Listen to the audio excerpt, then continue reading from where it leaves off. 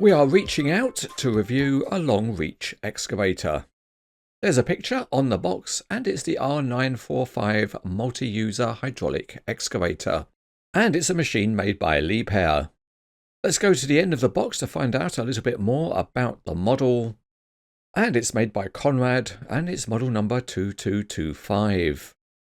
It's straight over to the weighbridge and the box comes in at about £1 13 ounces, which happens to be 835 grams. It's unusual not to see a picture of the real machine on a Liebherr box, but let's open it up and see what's inside.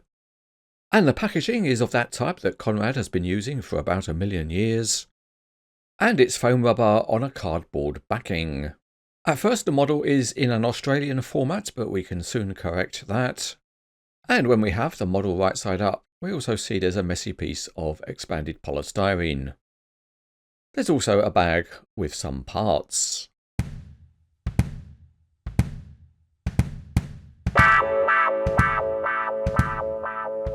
As usual for Conrad, there's a mirror to be fitted, and for some reason Conrad don't like to give the mirrors a silvered surface. There are no instructions where to place the mirror, but there seems to be a place for it, clipping it onto the grab rail outside the cab. And once clipped in, it stays there. The model feels heavy, and on the weighbridge it comes in at about £1 9 ounces, which is just over 700 grams.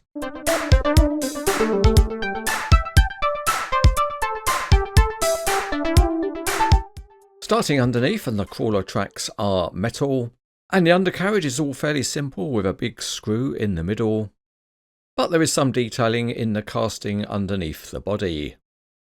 The structure of the crawler track frames is modelled well, but unfortunately the plastic used for the climbing steps does look like plastic. There's a plastic grab rail outside of the cab, and there's also a solid textured walkway. There's a very thin graphics windscreen wiper, but the frames of the windows look good. On top there's a large protection grille which seems to be metal, and behind the cab there's detailing of panel handles and the grilles are formed of graphics. There are handrails on top and they are metal. At the back the counterweight shape is good and you can see the 945 number, but the painting of the Liebherr name is very poor, and it's surprising that Conrad's quality control let this out of the factory. On the other side there's another grille formed of graphics, but there's none of the very small warning signs that you often see. Textured steps lead up to the top of the body, and there are more metal handrails, and the main boom rams have pipes on the jackets and hoses at the bottom. Looking down on top there's a tiny aerial behind the cab, and the top plate of the roof is actually a plastic part, which does have some texturing. There's a plastic looking strip running along the top of the counterweight. There's some nice hydraulics detailing running along the top of the boom with plastic pipes and also some hoses. The Liebherr name is also in sharp graphics. More pipes and hoses run across to the stick, and there are some plastic looking support brackets for when the stick is laid down. The quick coupler at the end of the stick is a plastic part, but the bucket is metal with well-defined teeth.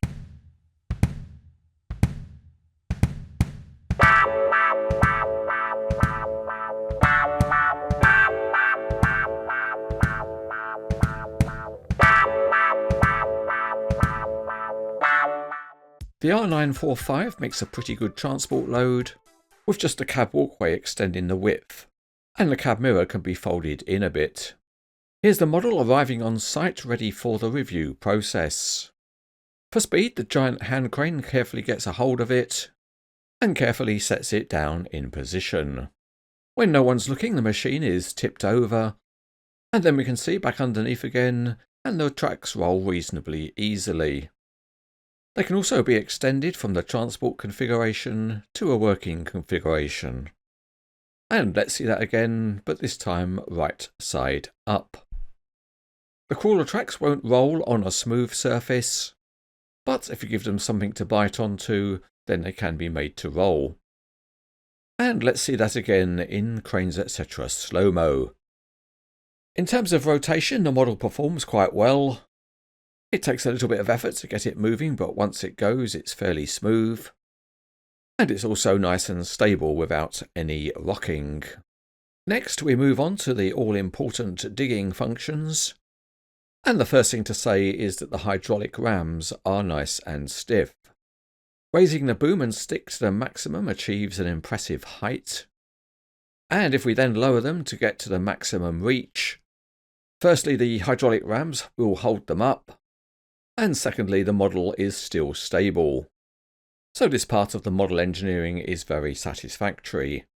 Next, we'll go to the other end of the scale and fold up the boom and stick as small as possible. And in this way, it replicates a transport configuration. And again, it performs very well with the stick resting on the ground, and you can achieve a nice low headroom. Next, we'll have a look at the movement of the bucket. And as you can see here, it covers a wide range. The last thing to check is the ability of the model to dig at depth. And there's no problem at all getting the boom horizontal. In fact, it does better than that, and you can get the boom fully closed up, so the depth of dig is at a maximum. One other bit of functionality on the model is that you can remove the bucket and there's a plastic pin which secures it in place. Once you remove it, the bucket just unhooks. And it's all simple and easy to do. That then gives you access to the quick coupler, and there's a second bucket included with the model, and that's closer to a grading bucket. You just hook it on and pin it in position, and once it's in place, it has the additional functionality of tilting from side to side.